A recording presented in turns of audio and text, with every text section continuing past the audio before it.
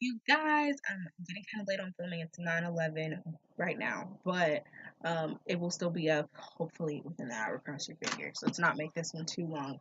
So I'm super busy today. I don't know how, but I call it the academic trifecta. When not only do you have three classes that you have work to do today, I have four, but we're not going to discuss it. We're not gonna discuss it. But you have three classes of work to do.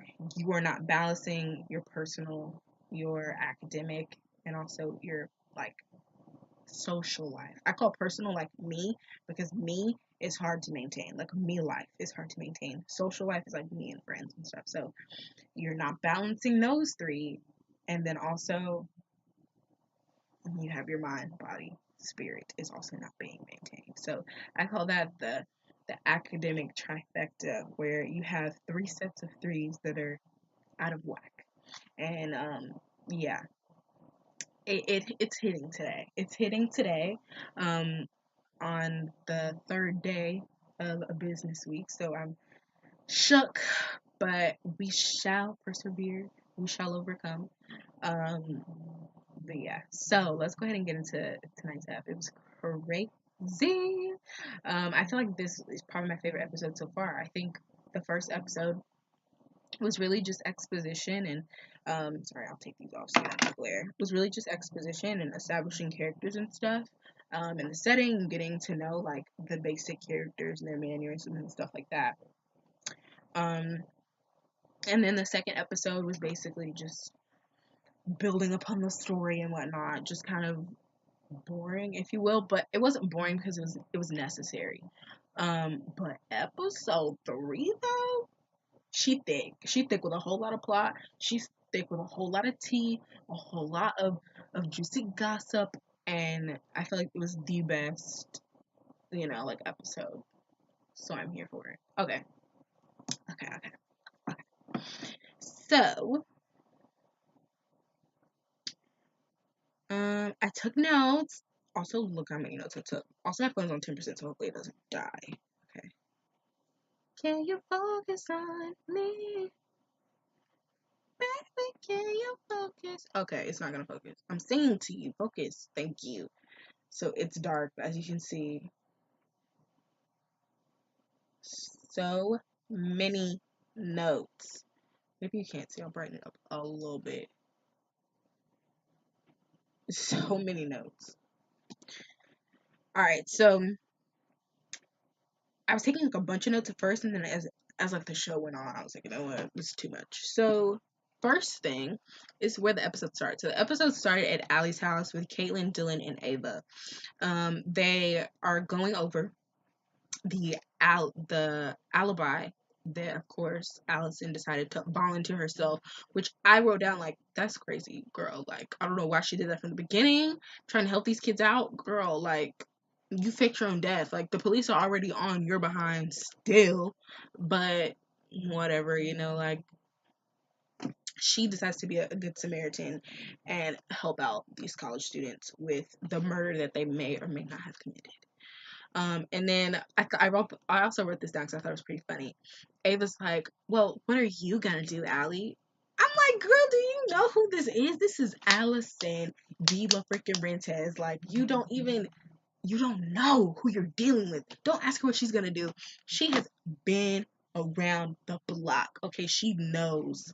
She knows how to cover her tracks. Thank you very much." And actually, that proves to be very true later on in the episode. So, by the way, if you don't know this already, spoiler alert, I do talk about spoilers and stuff in my video. I also might need these because the line isn't bad without them. Okay, so then I think the next thing, like the actual next scene, was Claire and Agent Booker talking. Right then and there, I was like, I don't know what they about to do, but y'all better stop because I don't trust anybody. Okay, like no, like I especially don't trust Claire or Agent Booker. Like, come on, sweetie, honey, darling, try again. I don't know what I'm doing with my phone here, but something is breaking. I was like, what just happened? Um, and basically, all they're talking about is Claire's plan. So Claire's plan is trying to get Caitlyn on their side so that Caitlyn can then like fess up, spill tea, and be like, "Girl, it was Dylan. That was the one that did it." So at this point, they don't know who it is, and at this point, Caitlyn is not on their side. At least in the episode, Caitlyn's not on their side, and Caitlyn wants no part in any of that. So um, that's basically why Claire and Agent Book were meeting. Next, Ava and Dylan were trash to Caitlyn, not helping her volunteer with those care packages. That's what I said. And I was like, there's no way that they're just gonna let them like get away with this. Like, there's no way. It's too big of a deal. And like, no, like Caitlin's like, my mom's ex-military, like, y'all need to come through, y'all need to help me with these care packages. It'll be fun, it'll be lit, come through. They're like, no. Ava's like, I got a Vogue interview. Dylan's like, violin life, bro, so no. And I was like, that's garbage, but whatever. I also wrote down something's up with Caitlyn's ex, Mason. And all of this, of course, is in chronological order. So at this point is when Mason sits in Nolan's seat. Garbage, like, that's what I talk about when like someone is being like trash. Like, that's what I mean. Like, there was no reason for that. Like, even if you did or did not like Nolan, like, there was absolutely no reason for you to just like sit in a dead person's seat. Like, that's so disrespectful. I know a girl in one of my classes, I will not name which one, but in one of my classes, there's this girl who legit tries to sit with her friends all the time. And it's like, can you be any more thirsty? Like, geez, like, Hanny, like, Hanny, not honey, but Hanny. Stop. It's unnecessary. It's unwarranted. We're in the middle of class and you're jumping over desks because one of the boys leave and you're just like, oh my gosh. And then you don't even talk to them. You literally just sit there. They don't even call her over either. Like, I just have so many questions. I have so many questions. Also, people, don't be like that. If somebody does not want to talk to you, don't even pay them any mind. Me, literally, like, be quiet as a mouse in all of my classes because just don't talk. Like, that's how I got so many friends. Like, people always want to be friends with the quiet kid. And then like they don't. But like for me, when I had friends, I literally had so many friends because I was the quietest person. Like, I did not talk, but I was funny. And so like when I would say something, I would always like know the answers to the questions because I always paid attention in class, and then I'd be funny. So that's how you get friends, kids. But at this point in the show, like I was like, what is Mason doing? Somebody get their mans. Whose mans is this? Like, Caitlyn, come get your man. But then Caitlyn goes out because Ava's like about to jerk him up, like, girl, get over here, like about to put him in a headlock. And Caitlyn runs out after her because Ava leaves.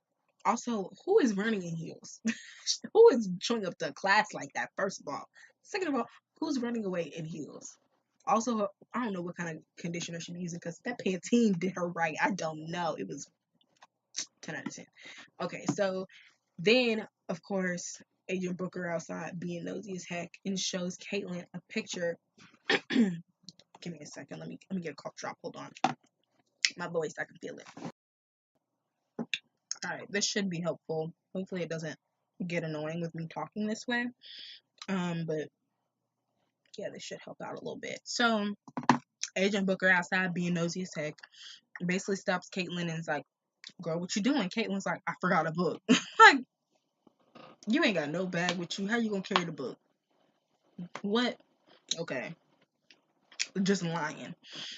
Also, Ava was right there. Like, Dana already saw her, but whatever. So then Dana's like, "Well, it looked like you were running after your friend." And she was like, "Nah, just getting a book." That's what she says. Then Booker shows Caitlyn the pictures of her mom, one of Caitlyn's moms, and that man. Mm, mm, mm, mm. I feel like here's a little side conspiracy. I feel like that man has something to do with Ava. Maybe it's Ava's dad. or something, or maybe it's just like a whole nother side thing. But I feel like that's Ava's like dad or something like that, because we never like really saw him in a close enough way with the picture to be like, is that him? And I don't think Ava's ever seen the picture, so. And I don't think Caitlyn has ever seen Ava's dad. I'm just saying, I don't know. Maybe, but I don't know. Alright, next thing. Okay, Mason said that Nolan, let me fix that, that Nolan changed, and I think changed like after they got to college with all that money and stuff, because apparently Nolan's family like owns a whole school or whatever. And he like took Caitlyn away from him and all the benefits of their friendship. So I don't know if that's the weed. Um I don't know if he actually said benefits, but like that's what I like took away from the conversation, is that Nolan took away like all the good stuff about their friendship, which is the weed.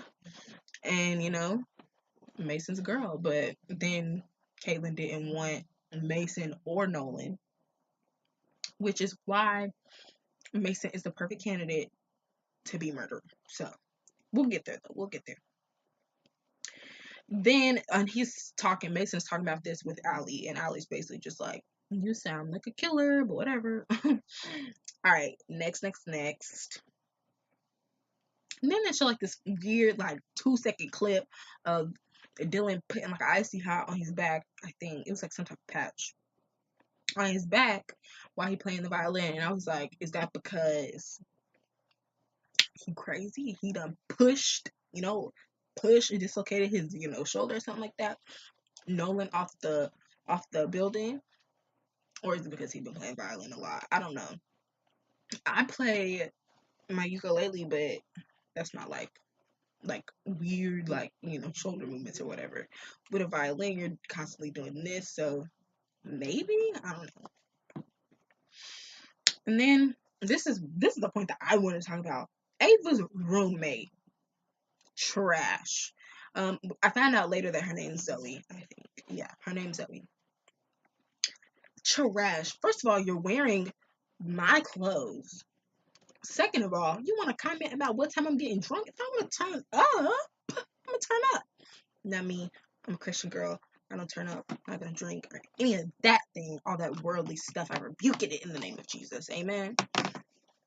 But like for real, I'm not drinking. That's wild. Those of you that can, more power to you. I won't even try. So Ava getting turned up in her room, just bottle after bottle after bottle, just turning up. And her roommate walk in, Zoe, and it's like, what's going on? Like, don't you have your interview to film? And Ava like, ain't that my coat you got on? And then that's when Zoe like, yeah, I mean, like, I was just wearing it, like, it doesn't matter, that doesn't.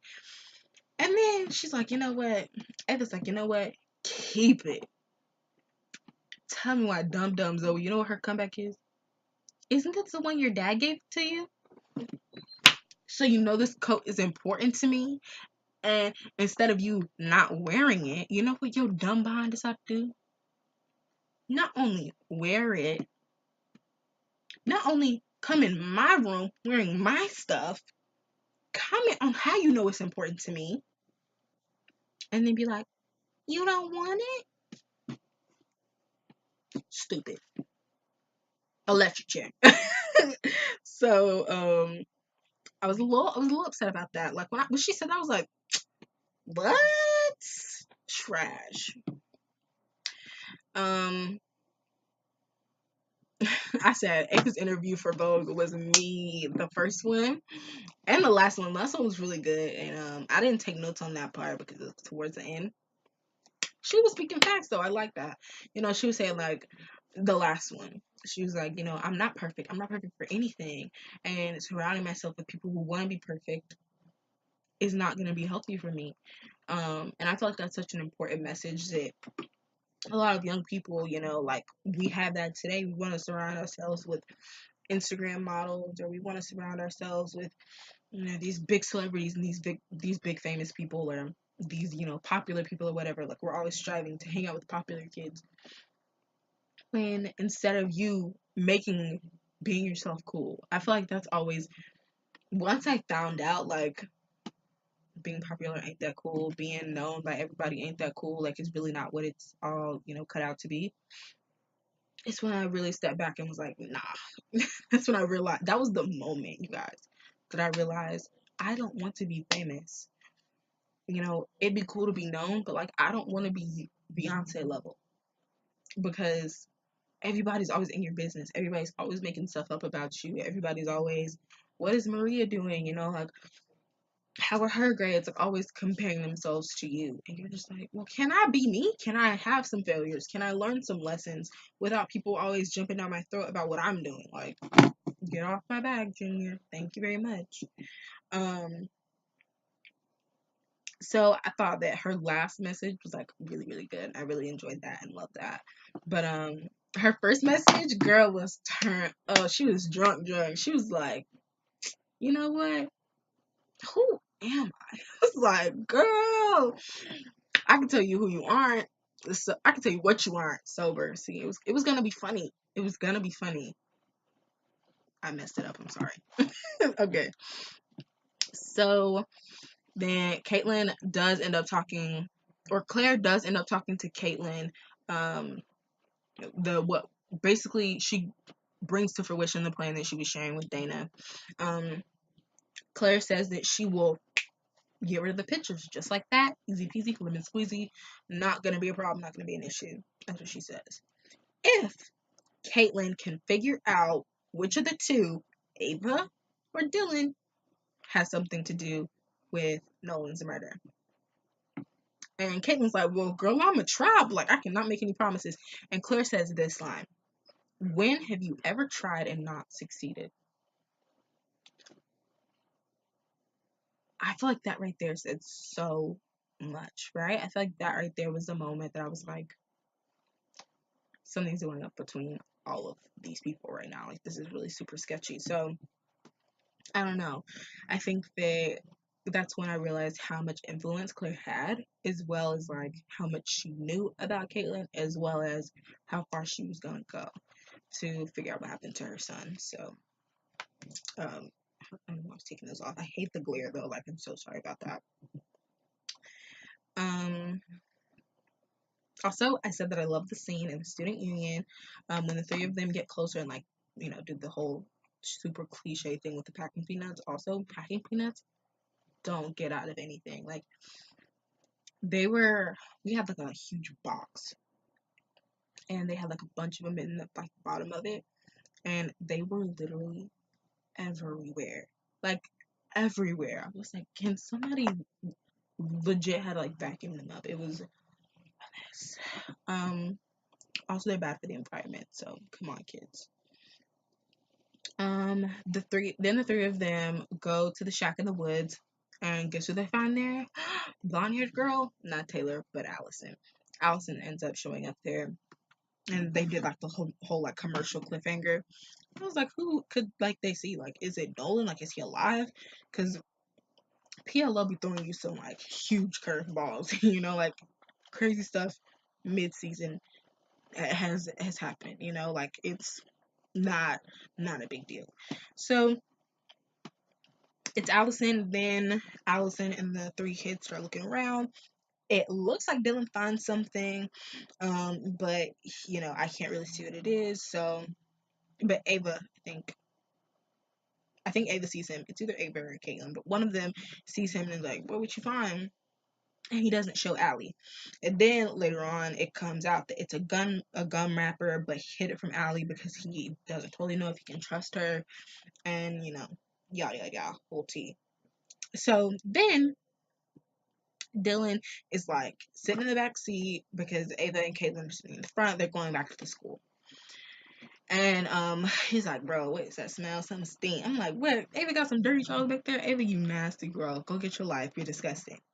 And I'm like, what is going on? Like, what is this stinky smell? Like, you farted? Like, you smell your own fart? Like, what? What is going on? So then he's like, bro, pull over. Disgusting. I'm like, oh my gosh, dramatic. So then they pull over, go around the back, open the trunk. Dylan reaches his hand down. Ava does, not Ava, Caitlin does the bomb black girl thing and is like, whoa, you sure you want to touch that? I'm like, finally. After all the seasons of all the things that I've watched at PLO, it is not often that someone is like, you really want to touch that? You really want to see what that is? Are you sure? Because they're always like reaching, like just not thinking. And I'm just like, thank you, Caitlin. Also, I'm so excited that there's a black liar. Like, so excited.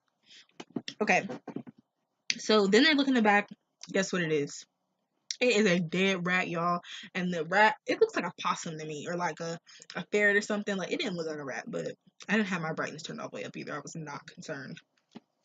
So then they like find the note and they pull the note out, and the note is basically like, y'all better figure out who the rat is. I do. Because if I do, catching these hands, it's gonna be lights out for somebody. So I'm like, oh my gosh, what's going on? Like, this is crazy. This is wild. Somebody besides these three knows T. And at first, I thought maybe maybe it's one of them putting it in the car. Like maybe it was one of them and they were just saying this. But now that I'm thinking about it, I feel like it's a fourth separate person that knows what they did. Or maybe it is one of them. I don't know. So then flashback. Allie either leaves the cabin and comes back, or Allie's still at the cabin, and she finds this like yellow rose, right? So I'm like, what is this symbolizing? Like Beauty and the Beast, or is it like, what's going on? So then Allie's talking to Mona, and this is where I was like, my girl, Miss Allison De Laurentiis, has finally figured it out. She realizes that Taylor's still alive. She connects the dots, puts the whole case together, and figures out that Taylor is still alive, and she probably has a connection with the death of Nolan some way, somehow. And then Caitlin puts together who was in the woods that night. Also, I'm loving the imagery of the three of them like going and like diverging in like three separate paths. I love that. They did that episode 1, I think, as well. Maybe episode 2. I'm gonna start paying more like close attention to that type of stuff, because that was like I noted that in the first episode when it happened, because it meant that something was about to pop off. You know what I'm saying? It meant like these three are going in three separate directions. Something's gonna pop off, and they're not together. So I really enjoyed that, and I really liked that imagery. And then Caitlin puts together who was in the woods that night. And you know who it is? She puts together through the gum wrappers. She figures out that it was Mason, and Mason's already looking pretty sketchy this episode. So maybe Mason's the killer. Yeah, I feel like this episode, like I said, pretty lit, pretty popping. I enjoyed it. 10 out of 10. I do recommend for anyone that is thinking about watching PLO Perfectionist, and you want to start somewhere. Definitely next episode is going to be pretty lit. Episode 4, let's see what it's called. Last week's season up 2 was called Sex, Lies, and Alibis, and it was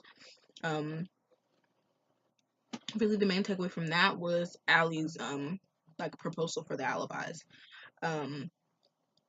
for all of their alibis. But I just don't know why she totally did that. Like, I understand like she was trying to help them out, and I understand that she was trying to like be nice and like kind of like throw Dana's like whole thing out the window. But I don't quite understand like why, really. Like an alibi is a huge thing, and if you lie about something like that and you figure out that and like the police figures out that you were lying and they actually did the crime, they actually killed them, you're probably going to be charged as an accessory. Just saying. So tonight's episode 3 was called If One of Them Is Dead, and then next week's episode is going to be called The Ghost Sonata. And apparently Allison's going to be looking for Taylor next week, so super excited.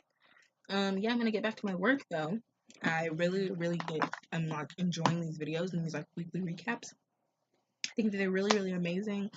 Next week will be better. Next week I'm gonna try to um get you guys a better background, some better lighting. I cleaned up this background a little bit. I made it like kind of cutish. I think that's what I'm gonna be like filming next week. Um, but I just working over here. Also, let me see. Let me check my schedule. I think next week will be a little bit like calmer, maybe. A week from now is the 7th. So I have a quiz. Hold on. 7th, that'll be 10. I have learning log to do on Wednesday. So that's it. Yes, I have learning logs due on Wednesday. So yeah, I'll probably be pretty clear for next Thursday. I might not have any homework, and won't that be beautiful? But yeah, so I'm super excited about it. Um, I definitely think that this season and this series is looking up. Super excited. I love making these videos. If you guys love me making them, definitely subscribe. Hit also the bell down below so you can know when I post. I usually post in the span from 9 to 10 on Wednesdays for PLL. Usually videos range from 30 minutes to like 15. I'm trying to shoot for 15, but I'm into an hour. It's an hour worth of content. So it is a lot to cover and a lot to go over. So like I said, if you guys did like this video, thumbs it up.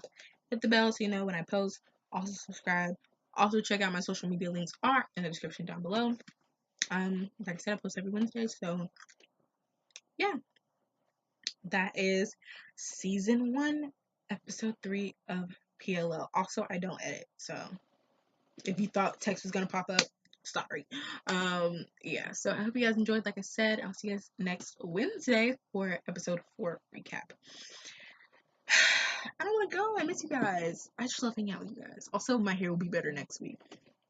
Like, it has like body and stuff, but like, it's huge. Like, my hair's more like pretty, like straight. I'm like, what is going on, girl, sweetie? Anyway, kisses from your Ria. That was a bad kiss. Hold up, my lips are chapped. Kisses from your girl. I'm not cutting these out either. You know what? Just kisses from your girl Ria. All right, see you guys next week. Bye.